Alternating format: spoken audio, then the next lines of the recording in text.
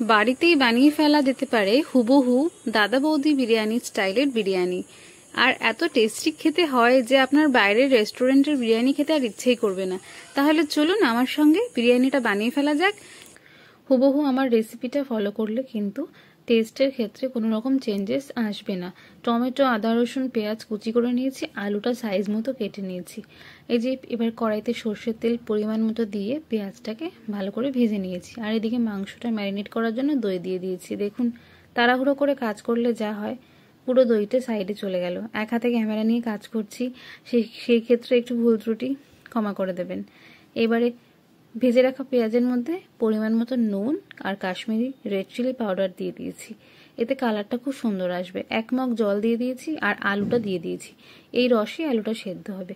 আলুটা সেদ্ধ হয়ে গেলে তুলে দিয়েছি আর সেই পেঁয়াজের রসের মধ্যে দিয়ে দিয়েছি আদা রসুনের পেস্টটা। এবার এর মধ্যে কাঁচা মাংসটা, যেটা আমি দই দিয়ে ম্যারিনেট করে রেখেছিলাম, সেটা দিয়ে দিয়েছি। আতর, গোলাপ জল আর কেওড়া জল অল্প অল্প করে একটা বাটিতে মিশিয়ে নিয়েছি।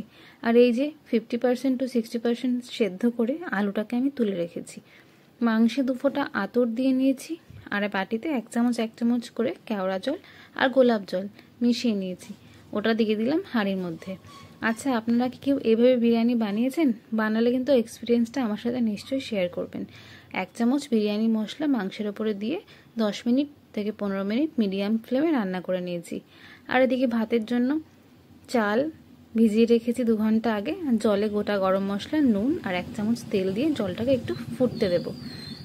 এবার এখানে আমি কি করব, এখানে আমি দুধ নিয়ে নিয়েছি। মোটামুটি 10 টাকার যে রেড কাপের প্যাকেটটা পাওয়া যায়, সেটার মধ্যে আমি 2 ফোঁটা আতর, একটু কেশর, 1 চামচ কেওড়ার জল, 1 চামচ গোলাপ জল দিয়ে ভালো করে একটা মিশ্রণ তৈরি করব। এটা আমার বিরিয়ানি বানানোর জন্য কাজে লাগবে।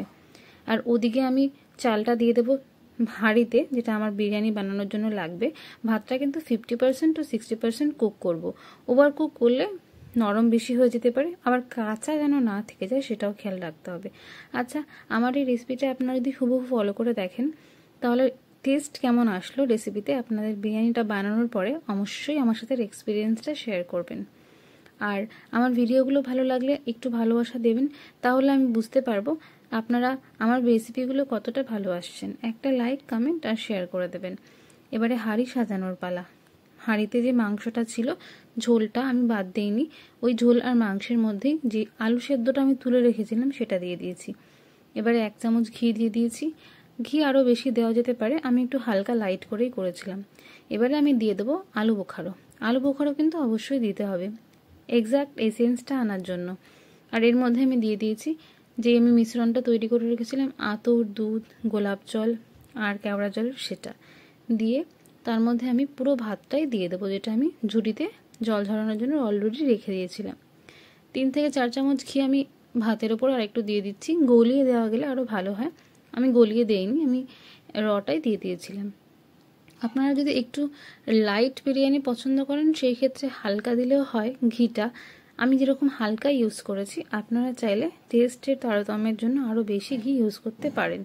এই যে ওপর থেকে এবারে ওই মিশ্রণটা, দুধের মিশ্রণটা আরেকটু করে ঢেলে দিচ্ছি ভাতের ওপরে দিয়ে, এবার এর উপরে আটার একটা প্রলেপ লাগিয়ে আমি ঢাকা দিয়ে 15 থেকে 20 মিনিট রান্না করব মিডিয়াম ফ্লেমে।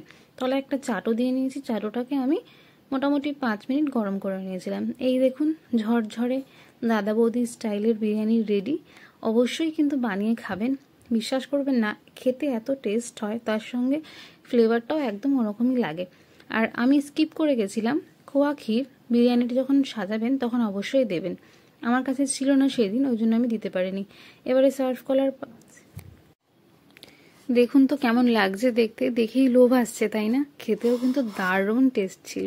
তাহলে চলুন, আজকের পর্যন্ত রেসিপিটা তো শেয়ার করে দিলাম, এবার খেতে বসতে হবে।